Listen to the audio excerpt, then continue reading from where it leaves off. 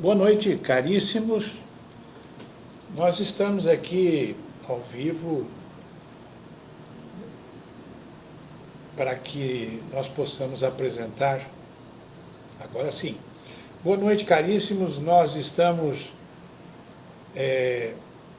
aqui no Centro Francisco Xavier, de Potirendaba, e o tema que nós vamos apresentar a vocês é depressão e suicídio. Este é o mês onde nós trabalhamos, né, como objetivo de reduzir as estatísticas de suicídio. E, para isso, nós confiamos que quanto mais nós falarmos do assunto, menores serão esses números do suicídio. Falar desse conteúdo é pensar também que existe um caminho, né? As pessoas que chegam a esse ato, elas tiveram um afastamento da fé e do amor. E dentro desse ponto de vista, nós vamos direcionar esses nossos conhecimentos, falando dessa fé e falando desse amor. Dentro dessa perspectiva que existe hoje, as estatísticas da Organização Mundial de Saúde chegam a nos dar 800 mil pessoas, elas cometerão suicídio este ano. Um número extremamente assustador. E mais assustador ainda é acreditar que nós teremos o dobro disso, ou muito mais, tentativas. 800 mil pessoas morrerão. Quase 1 milhão delas tentarão. 1 milhão e 800 pessoas cometidas desse mal. Agora, o que nós precisamos? Nós precisamos quebrar alguns paradigmas, né, romper alguns mitos que existem em torno do suicídio. Então, nós precisamos falar desse assunto. Dentro desse critério, nós precisamos, então, ouvir esses mitos e discutir cada um deles. Um de que o suicida, na verdade, ele não fala do suicídio. Isso é um mito, porque todo aquele que comete o suicídio, ele apresenta, né, pensamento suicida, ele se coloca para as pessoas que estão no seu convívio. Isso é verdade, e não que eles, na verdade, não externam isso. O segundo mito é que o suicida, ele age por impulso. Na verdade, quando se comete o suicídio, há todo um plano, há todo uma reflexão em cima de como. Então, portanto, isso não é imediato, não é instantâneo. Há uma preparação. E isso é verdade. Nós temos também que alguns pensamentos, né, que as pessoas, às vezes, de uma forma, dizem, não, isso é só para chamar a atenção. Eu diria que, em alguns casos, até algumas pessoas, no sentido de chamar a atenção, cometeram suicídio, porque funcionou a estratégia de morte. Mas, na verdade, não é bem assim, né? As pessoas, elas não fazem isso para chamar a atenção. Na verdade, o que acontece é um pedido desesperado de ajuda. E nós precisamos aprender a acolher essas pessoas. Outro ponto muito importante desses mitos, é que falar do assunto pode provocar suicídios. E isso não é verdade, isso é um mito, porque quanto mais nós falarmos do assunto, essas pessoas se sentirão acolhidas. E é esse acolhimento que vai ajudá-las a sair dessa ansiedade, dessa angústia e dessa depressão. Um fato muito importante durante o nosso convívio, né, social é a observação, né, mais dessas pessoas e mais ouvi-las no sentido de acolhimento. Porque é frequente nessas pessoas que estão pensando suicídio que elas se coloquem. E nós podemos aqui ver algumas frases que podem ser, né, importantes na sinalização, como frase do tipo que eu não consigo fazer nada, uma outra que vocês vão ser mais felizes, né, sem mim, ou ainda, né, que eu sou um peso morto, já se descartando daquele grupo. Outra frase, né, eu prefiro estar morto, já uma atitude terminal. Um outro pensamento, né, não aguento mais. Os depressivos usam muito essa frase. Sou um perdedor. E, olha, nós teríamos muitas frases que sinalizam. Por isso que nós temos que dar importância, não esquecendo de que eles não estão chamando atenção. Eles estão pedindo socorro. É essa a intenção. Então, para isso, nós precisamos uma mudança de pensamento. Que essa mudança pode nos facilitar na construção de egos mais equilibrados. Porque o grande perigo do pensamento, no caso dos suicidas, é exatamente o pensamento. E quem promove isso é o ego. É comum a gente ver na sociedade comentários até do ego, né? Inflar o ego, né? Porque o ego ele quer satisfações. E as pessoas esquecem que a vida tem um objetivo de felicidade. E não só satisfações. Satisfações podem nos ajudar a nos conduzir a essa felicidade, mas não é o principal. Então o ego se torna um grande perigo, o vilão desta história. Por isso, nós não podemos só nos dirigir para a satisfação, que é o que promove o ego. Nós temos que pensar que existem dois contextos bem diferentes. Um é a questão emocional e outro é a questão de sentimento. O que é a emoção? A emoção é uma coisa passageira, né, que nós sentimos. Já sentimento já não é algo passageiro. Amor, por exemplo, não é uma emoção. Né? Amor é um sentimento. Então, essa diferenciação é muito importante. Por quê? Porque aí nós conseguimos chegar ao alvo da felicidade, que é o nosso objetivo. Muito embora a gente só consiga a felicidade tendo paz de espírito. E se o ego não permitir isso, porque ele nunca está satisfeito, né, e à medida que nós conquistamos alguma coisa, queremos mais e mais, e isso então nos impede de chegar à felicidade.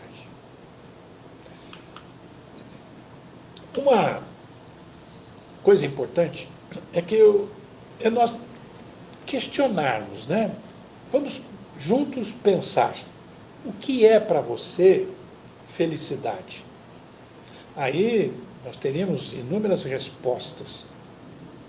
Nós poderíamos ter alguém que nos responderia que ter Cristo né, no coração, fé, que isso lhe traria felicidade. Nós também poderíamos ter uma resposta, felicidade é ser bonito.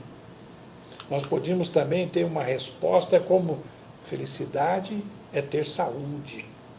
Ou ainda que felicidade é ter poder,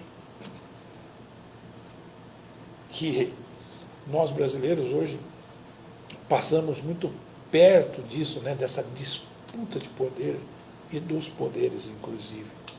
Nós temos também uma resposta, né, o que é ter a felicidade, com riqueza. As pessoas, veja, e aqui tem muito de ego, né, de ter e não ser. Outra resposta poderia ser amigos. Né? A felicidade é ter amigos, viver num grupo social, né, que nos dê paz. Uma outra resposta, amor. Né? E que bom aqueles que pensaram nisto, porque realmente é um sentimento e que nos ajuda a levar a felicidade. Podíamos também ouvi-los, né, e ter várias respostas nessa situação. Mas o mais importante dessas respostas é o equilíbrio necessário para que nós possamos chegar à felicidade. Satisfação não precisa de equilíbrio nenhum. Tá? A satisfação é algo que é instantâneo e passa. Então, nós precisamos muito equilíbrio. E quando se fala aqui em equilíbrio, eu quero trazer alguns conceitos para que a gente melhore o nosso conhecimento acerca disso. Vamos falar um pouquinho de angústia, né? Porque no slide anterior nós estávamos falando de emoções. A angústia é, na verdade, uma coisa que aparece na nossa vida porque nós sempre criamos expectativas na vida. E quando nós chegamos lá e elas não acontecem, elas nos frustram. Então, isso faz com que nós nos tornemos angustiados, porque não aconteceu o que queria. E isso é o querer, né? O sempre querer que, às vezes, nós colocamos nas nossas vidas. Mas o mais importante nesta angústia é que se viva o hoje. Porque, na verdade, viver o amanhã é projetar essas expectativas que eu falei. Agora, também viver o ontem é viver em cima só de lembranças, de recordações. É lógico que a nossa vida, ela nos traz experiências, mas nós não podemos colocá-la, né, no cenário do ego, porque elas poderão ser impeditivas da nossa felicidade. Agora, eu quero usar aqui o Chico Xavier, porque o Chico tem aqui nesta frase o reforço disso que eu acabei de falar, né? A frase do Chico é: se tiver que amar, ame hoje. Se tiver que sorrir, sorria hoje. Se tiver que chorar, chore hoje. Pois importante é viver hoje. O ontem já foi e o amanhã talvez não venha. Então, é o reforço que eu acabei de dizer, né, que nós precisamos entender. Agora, é muito importante que angústia e ansiedade nós tenhamos uma distinção, muito embora nós usamos angústia e ansiedade como sinônimos, né, no nosso cotidiano. Mas, na verdade, eu quero mostrar para você que a ansiedade, ela vem na verdade, da nossa personalidade, do nosso caráter, né, da nossa essência.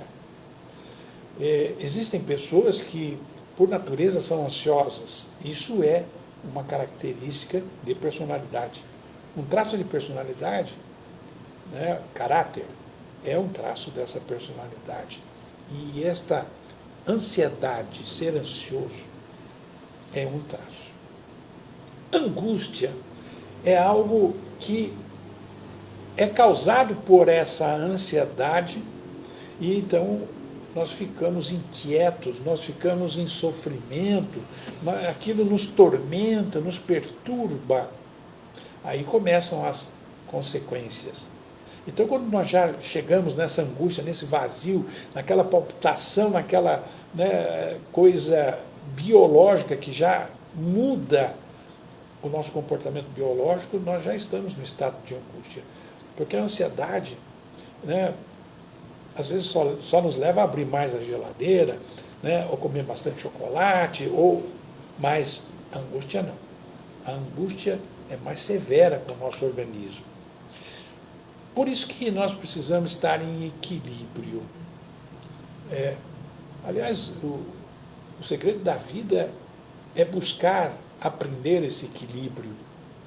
E tendo equilíbrio, nós conseguimos a paz interior.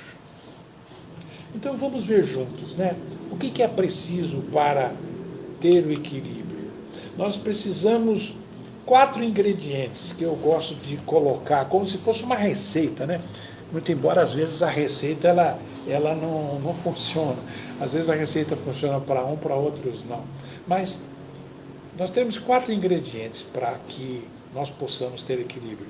Nós precisamos ser, lembra que eu falei da essência? Nós precisamos ter, nós precisamos fazer e nós precisamos manter. São os 4 ingredientes para o equilíbrio, para que nós possamos chegar a essa paz interior. Vamos abrir cada uma delas. Mas vamos verificar antes o que é que traz a necessidade delas. O que é que, na verdade, tira esse nosso equilíbrio? Então, o que nos causa desequilíbrio? A questão de ser um controlador, né? De querer impressionar. Então, é lógico que as pessoas, às vezes, querem roupas de marca, querem um veículo último tipo, enfim, as pessoas, né, e o seu ego buscam essa satisfação. E aí então vem aquilo que pode promover esse equilíbrio. Porque se nós nos distanciarmos dele, nós estaremos entrando, portanto, em angústia. Então, à medida que eu vou, né, usar o ser, portanto, o sendo humilde, me coloca em outra posição. Porque eu não preciso mais controlar ninguém, muito menos eu preciso impressionar as pessoas. A humildade nos coloca num lugar de sabedorias. Outro ponto que pode nos levar ao desequilíbrio na verdade, o descontrole que nós temos do nosso tempo, né? Porque nós vivemos num tempo e num espaço. E nesse tempo e espaço, nós, na verdade, às vezes perdemos o foco. O foco, qual é o nosso foco? A vida tem esse foco? E como? Né? A nossa encarnação, ela nos foi dada para que nós possamos desenvolver. E as nossas atitudes mostram esse desenvolvimento. Então, para que nós possamos atacar esse e outro que pode vir ainda, que é a qualidade de vida que nós levamos, né? Não se preocupar com o seu corpo, com a sua saúde, e, portanto, dorme mal, pouco, né? E isso vai fazer com que nós tenhamos desequilíbrio. Então vem a necessidade de colocarmos aqui o segundo ingrediente. É o ser e agora o ter. E ter disciplina. Eu gosto muito de ouvir essa palavra disciplina, porque nos falta muito para que nós possamos tê-la em nossas vidas e ter equilíbrio. Mas veja que é só o segundo ingrediente. Nós temos outras que nos ainda trazem desequilíbrio. É exatamente os apegos, né? É lógico que o mecanismo do marketing levam as pessoas a consumir, mas esse consumir vai, né, enchendo o nosso guarda-roupa de roupas, objetos, de matéria, e esse apego traz desequilíbrio, porque se eu perder algo que eu tenho, eu entro em sofrimento. O ego não me cobra, né? O ego vê um sapato novo, ele quer. O ego vê um carro novo, ele quer. Agora, também, nós temos outra que nós pouco usamos esse sentimento que até na nossa significação, no nosso sentido, nós desenhamos um coração e ele externa, na verdade, sentimento, né? Porque ser sem coração é ser duro, né? Com a vida, com a nossa, com a dos outros. Então nós precisamos equilibrar, e para equilibrar nós temos outro ingrediente. Nós precisamos também, que é um ingrediente que não é um causador de desequilíbrio, que é a falta de fraternidade, né, do ser fraterno. Porque nós estamos, desde os ensinamentos que nós tivemos no Evangelho, nós sabemos que somos irmãos. Então a fraternidade ela não pode ser só, né, coisa de família. E até mesmo às vezes na família falta essa fraternidade. Mas o ingrediente que vai trazer equilíbrio para essas três situações é o fazer. Fazer a caridade. Né?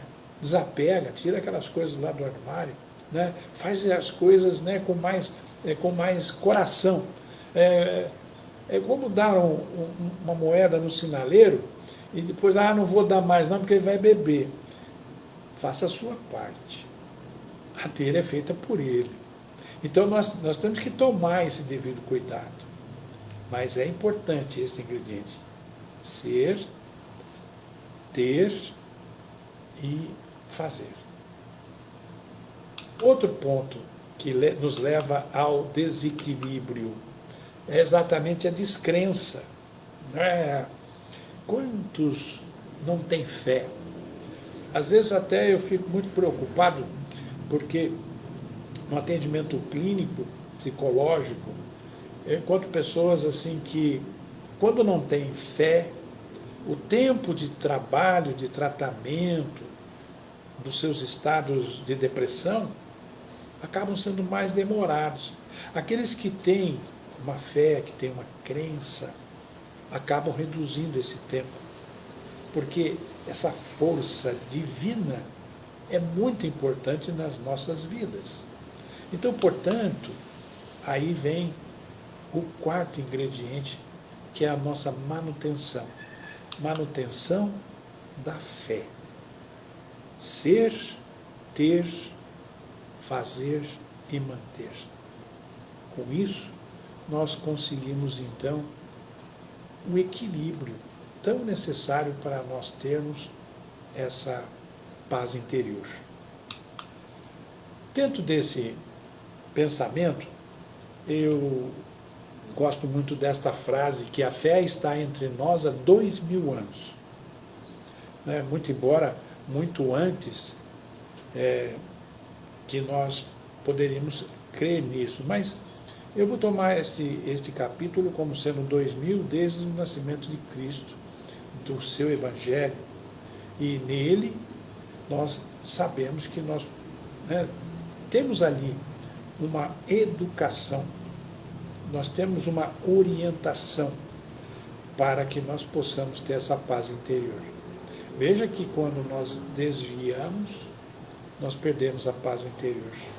Aí vem todas essas emoções, né? Angústia, depressão e, às vezes, até a tentativa de suicídio.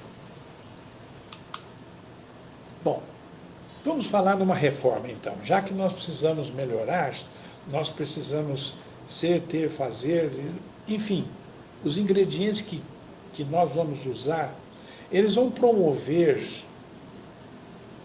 uma reforma. E é muito difícil fazer reformas, né? Não no sentido civil, engenharia, mas sim no sentido de que nós temos medo da mudança. E é lógico que nós resistimos a essas mudanças. Mas é importante que nós tenhamos em mente que a nossa passagem, a nossa reencarnação, é, na verdade, uma constante reforma íntima. É nela que nós vamos conseguir chegar à divindade. Quantas encarnações serão necessárias? É o quanto nós fomos bons alunos, né? Assim como nós passamos nas séries na escola, nós começamos lá no prézinho, primário, ginásio, antigamente era ginásio, mas é quinta, sexta, sétima, oitava, vai subindo até o colégio. Encarnação é a mesma coisa, né? Qual será o grau que nós estamos? E isso é conseguido através da nossa reforma íntima. Agora, as pessoas, às vezes, elas,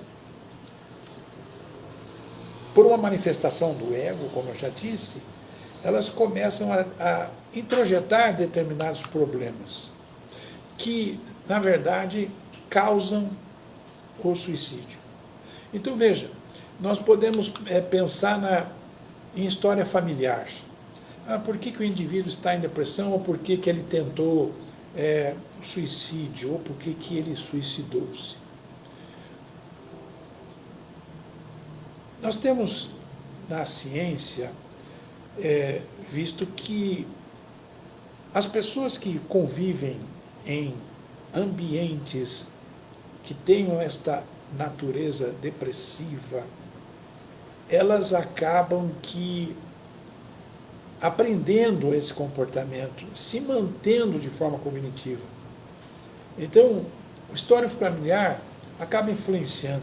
Outra questão importante e é muito importante, porque em alguns casos de infecções a pessoa entra em depressão por deficiências biológicas, porque é lógico que o organismo vai trabalhar totalmente em cima da infecção, né, desistindo, portanto, da confecção ou da fabricação de determinados hormônios, como principalmente a serotonina.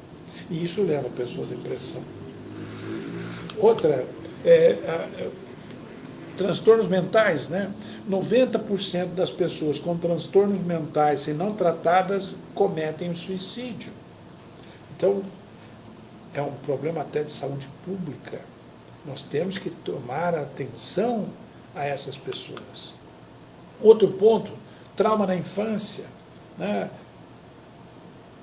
Traz a vida adulta, e quando ela entra ter a compreensão daquilo que aconteceu, ela desiste da vida.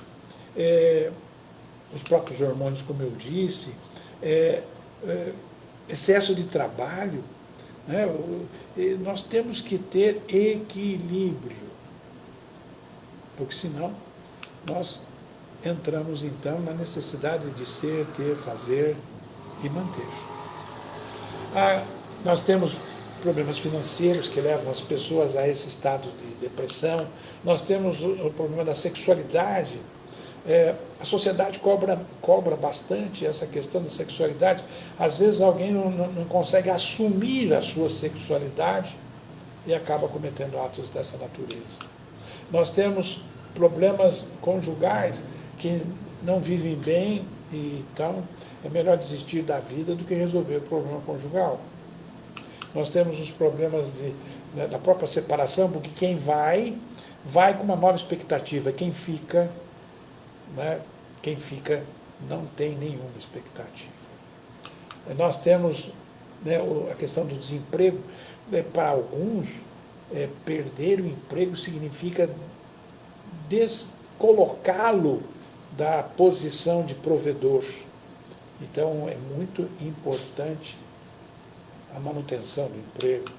Nós temos outros que, por diversos motivos, qualquer estresse, né, leva a essa angústia, a essa depressão, a solidão. Né? Nós estamos tendo vidas nas capitais de pessoas que estão se isolando, morando sozinhas, vivendo sozinhos, né? E esse isolamento, essa solidão é causadora. Nós temos grande causa de morte na China, essa solidão. O uso de drogas excessivamente tem levado as estatísticas acima. Porque cada dia mais o ego quer essa satisfação, mas que não satisfaz nada, a não ser o caminho da morte. E quando se perde um ente querido na sua viuvez, né, que é difícil, assim como uma separação, mas a viuvez tem outra característica, né, porque parece que Deus não foi legal, né, pô, tu me tirou. Não, nós temos que ter a consciência de que nós vamos nos encontrar, né? Então é muito importante. Como é que trata? Como é que tratam essas pessoas nesse estado, né? Nós precisamos de 3 P's. Primeiro é o psiquiatra, que é aquele que faz o diagnóstico. Depois o psicólogo, é aquele que cuida desse ego doente. E o terceiro é o princípio. Quando eu falo em ego doente, é porque eu classifico que a depressão não é doença do século. Depressão é uma doença que sempre esteve entre nós e tem que ser tratada como doença. Então, no primeiro princípio, né, que é o psiquiatra, ele, na verdade, ele vai medicar, e é muito importante medicar. E os medicamentos não reagem instantaneamente. Nós às vezes, temos de 10 a 15 dias para ter a reação de um remédio. Como ele não aconteceu nada, em 8 dias, esse remédio não está fazendo efeito, vamos trocar. Não, erramos. Nós temos que ter a consciência de que isso leva tempo. E depois outra, assim que iniciar o uso desses remédios receitados pelos médicos, eles não podem ser descartados. Nós temos que fazer o desmame, nós temos que ir diminuindo até que ele saia. E às vezes é não menos que 6 meses o tratamento. Mas é muito importante esse tratamento.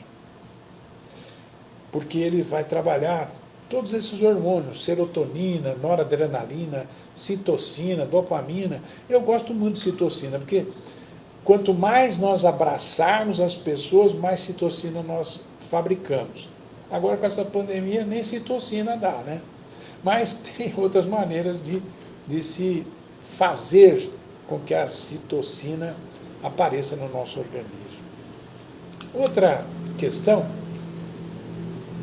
é a preservação da vida. Só de nos manter vivos, isso já nos causa ansiedade. Haja visto a sociedade de hoje, né? Criminalidade existente, isso tudo nos leva a uma tensão. E é lógico, então, que isso gera um estado de ansiedade pelo ambiente onde nós estamos inseridos.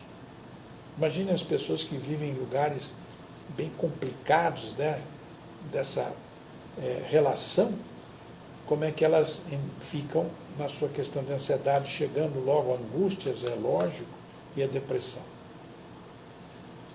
Quando nós, então, entramos para o segundo P, que é o psicólogo, né, o primeiro psiquiatra, o segundo psicólogo, nós vamos, então, dirigir essa atenção ao psicólogo, né, porque a psicoterapia é aonde nós vamos, então, reconhecer essa dinâmica, né, porque às vezes nós não conhecemos, o ego manda, nas pessoas, não as pessoas que dirigem o ego.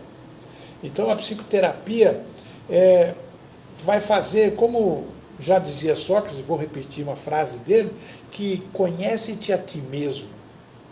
Grande Sócrates, né? Está mostrando para nós que essa é a necessidade da vida. E na psicoterapia nós vamos conhecendo essa nossa, né, dinâmica de ego, porque ela é muito importante. E tem uma frase que me reforça aqui, que é do Divaldo Franco, que quem se habilita na ação bem conduzida e dirige o raciocínio com equilíbrio, não tomba nas redes bem urdidas da depressão. Equilíbrio, né? Isso é de Joana de Ângeles, mas é muito importante que nós tenhamos essa ação, que nós tenhamos esse equilíbrio. E se nós tivermos esse equilíbrio, não cai nessa rede de jeito nenhum. O terceiro P, que eu me referi, nós então tínhamos o P do psiquiatra, o P do psicólogo e o P do princípio, né? O princípio divino. E aí vem então a fé raciocinada, a nossa fé, né? Como já vimos lá atrás, como um dos elementos que podem nos dar equilíbrio, manutenção da fé. E isso eu trago um outro pensamento, que é preciso sair da ilusão e de culpar os outros, a vida e o destino, e resumir a nossa capacidade de dirigir a própria vida e o nosso processo reencarnatório. Veja que, habitualmente, as pessoas sempre colocam assim, né? Ah, porque aquela é o meu vizinho, meu professor, é o meu médico, eles são todos os culpados da nossa infelicidade. Mas não são. Nós é que temos que dirigir. Agora, é muito importante que nos coloquemos, né, numa razão. Então, nós não podemos nos deixar, né, iludir pelo ego. Nós precisamos ter controle sobre as nossas ações para que nós possamos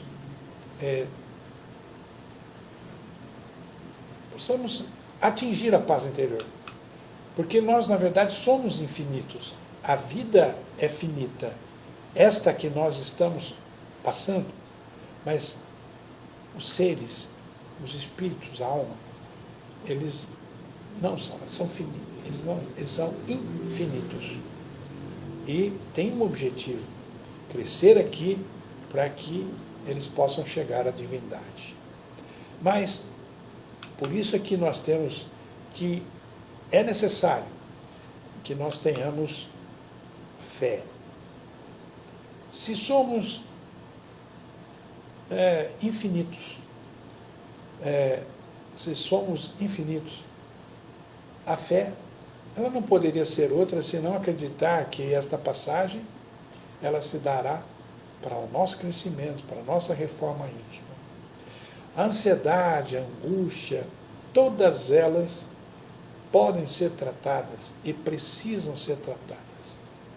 Nesse momento de pandemia, eu acredito que muitas pessoas estão passando por essa angústia, que já é a manifestação daquela ansiedade. E nós temos que cuidar.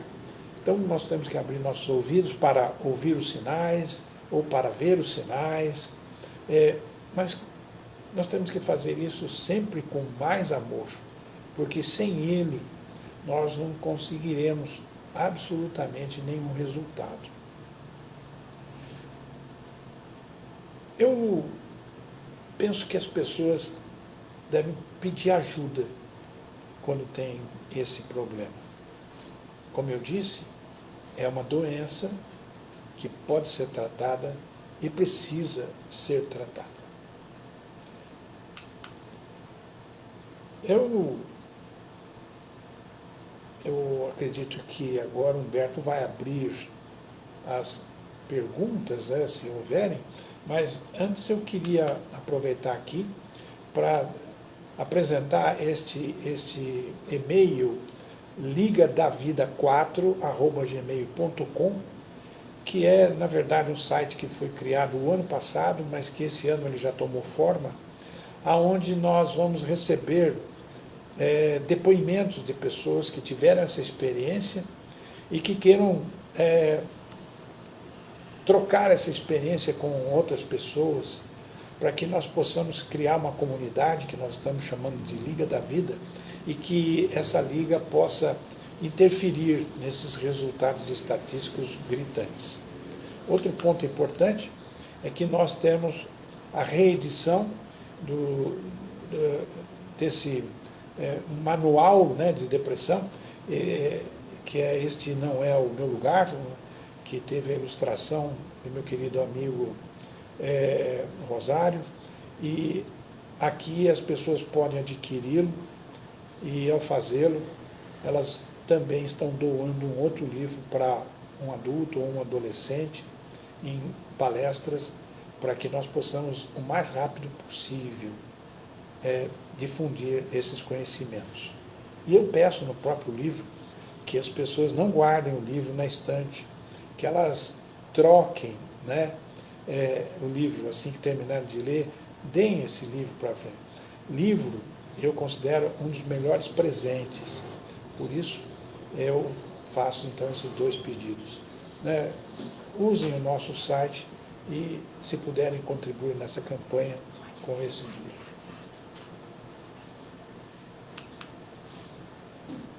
Ok. Eu queria ver a questão. Opa!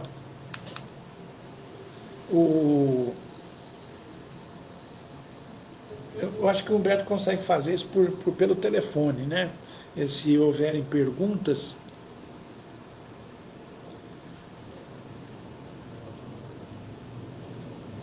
Está vindo pergunta aí? Você está sem som? Deixa eu ver.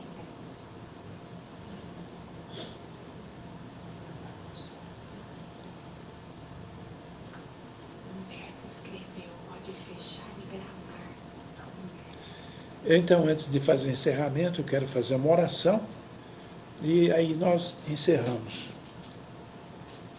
Querido Pai, agradecemos as suas bênçãos nesse dia de hoje. Que nós possamos, Pai, levar essa paz interior, essa felicidade tão desejada às nossas famílias, aos nossos entes queridos. Pedimos, Pai, que nos abençoe e nos acompanhe com a sua luz. Que assim seja. Boa noite, caríssimos. Muito obrigado. Pode encerrar. Como que grava? Ó, aqui, Tá aparecendo aí. Fecha. você encerrar o vídeo. Se você encerrar este vídeo ao vivo agora, poderá escolher se deseja salvá-lo ou excluí-lo.